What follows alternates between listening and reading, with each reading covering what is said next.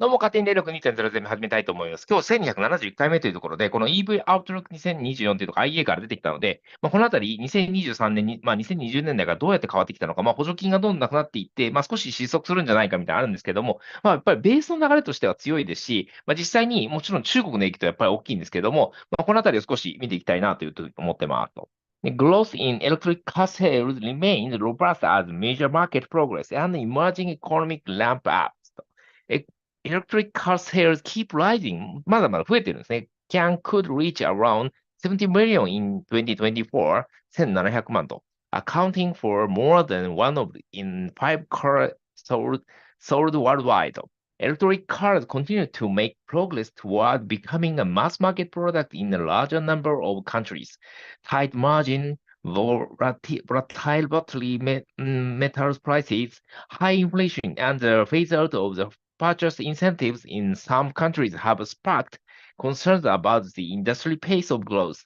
But global sales data remains strong. まだまだ強いってことね。In the first quarter of 2024, electric car sales grew by around 25% compared with the first quarter of 2023. Similar to the year-on-year growth seen in the same period in 2022, in 2024, the market share of electric cars could reach up to 45% in China, 25% in Europe, and over 11% in the United States. まさにやっぱりチャイナ45。やっぱりほぼほぼやっぱり中国というところの影響が伸びた一番シェアとしては大きいと。Underpinned by competition among manufacturers, failing battery and car prices, and ongoing policy support. Growth expectations for 2024 built on the record year. In 2023, global sales on electric car neared 14 million, reaching 18% of all cars sold. This is up from 14% in 2022. Electric car sales in 2023 were 3.5 million higher than in 2022, a 35% year-on-year increase. This indicates robust growth even as many major markets entered a new phase, with uptake shifting from earlier adopters to the mass market. Over 250,000 electric cars were sold every week last year, more than the number sold in a year just a decade ago. Chinese car makers produce more than half of all electric cars sold worldwide in 2023. やっぱり中国車のメーカー強いんですね。Despite accounting for just 10% of global sales of cars with internal combustion engines. The pace at which electric car sales pick up in the emerging and developing economies outside China will determine their global success. The vast majority of electric car sales in 2023 were in China 60%, Europe 25%, and the United States 10%. By comparison, these regions accounted for around 65% of total car sales worldwide, showing that sales of electric models remain more geographically concentrated than those of conventional ones. While electric car sales in emerging economies have been lagging those in the three big markets, growth picked up in 2023 in countries such as Vietnam, around 50% of all cars sold. これまさに面白いですよね。ベトナムっていうのも実は EV がバンと伸びてる。これ実はビンファストの影響だと。And Thailand 10%。これは実は中国企業がタイのところに電動車の拠点の工場を置いていたりすると。In emerging economies with large car markets, shares are still relatively low. But several factors point to further growth. Policy measures such as purchase subsidies and incentives for electric vehicle EV and battery manufacturing are playing a key role. In India, where electric cars have a 2% market share, the production-linked incentives PLI scheme is supporting domestic manufacturing.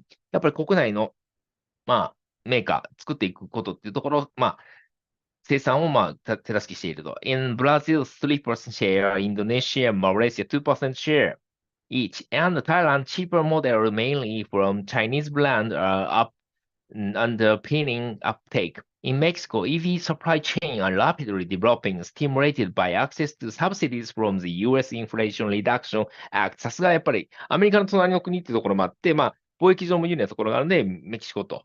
The policy support is boosting industry investment, building confidence that rapid electrification will continue.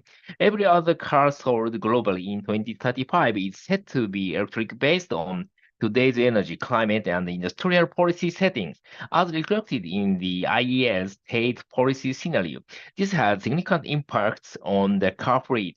As soon as 2030, almost one in cars on the road in China is electric in this scenario, and almost one in five in both the United States and the European Union. The rapid uptake of EVs of all types, cars, vans, trucks, buses, and two or three wheelers avoid 6 million barrels per day of oil demand in the United stated policy scenario in 2030, and over 10 megabarrel um, million barrel per day in 2035. This is equivalent the amount of oil used for road transport in the United States today. Recent policy development continue to reinforce the expectation for swift electrification, such as the new emission standards adopted in Canada, the United European Union, and the United States over the past year. Industrial incentives, such as those in the US IRA and the EU Net Zero Industry Act, China's 45-year plan, and India's PLI scheme, also encouraging adding value and creating jobs across EV supply chain in those economies. If all the national energy and climate targets made by governments and are met in full and on time, as in the announced pledged scenario, two-thirds of all vehicles sold in 2035 could be electric. Suddenly, avoiding around 12 million barrels per day of oil. Expectations of strong growth are bolstering investment in the EV supply chain. Recent reporting showed that from 2022 to 2023, investment announcements in EV and battery manufacturing totaled almost USD 500 billion, of which around 40% has been committed. Over 20 major car manufacturers, representing more than 90% of global car sales in 2023, have set electrification target. Taking the target of all the largest automakers together, more than 40 million electric cars could be sold in 2030, which would meet the level of deployment project under today's policy setting. だからいろいろあるにして2030年、35年っていうところはもう EV っていうところがもう基本的にはまあ見えてきていると。Enough battery manufacturing capacity has reached a final investment decision to deliver on announced pledge from automakers and governments globally.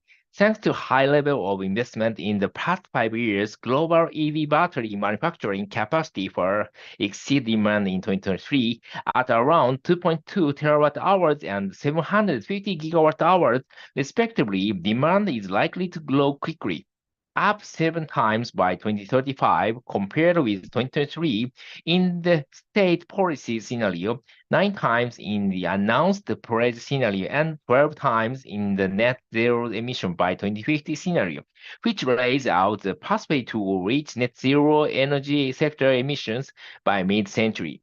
Manufacturing capacity appears capable of keeping pace with demand. Committed and existing battery manufacturing capacity alone are practically aligned with the need in the net zero pathway in 2030. Such prospects are opening significant opportunities across the supply chain for battery and mining companies, including in emerging markets outside China. Also, surplus capacity has been hurting margins and may lead to further market consolidation. The pace of the transition to electric vehicle hinges on their affordability. Electric cars are getting cheaper as competition intensifies, particularly in China. まさに価格競争とかですね。But they remain more expensive than cars with internal combustion engines in other markets. A rapid transition to EVs will require bringing to market more affordable models. In China, we estimate that more than 60% of electric cars sold in 2023 were already cheaper than their average combustion engine equivalent. However, electric cars remain 10% to 50% more expensive than combustion engine equivalent in Europe and the United States, depending on the country and car segment. やっぱり中国とヨーロッパ、欧米ではちょっと違うってことですね、状況が。やっぱ中国すでに安くなり始めつつあると。In 2023, two-thirds of available electric models globally were large cars, pickup trucks, and or sports utility vehicles, pushing up average prices. When exactly price parity is reached is subject to a range of market variables, but current trends suggest that it could be reached by 2030 in major EV markets outside China for most models. The pricing strategies of car manufacturers will be crucial for improving affordability as well as the pace of EV battery price decline.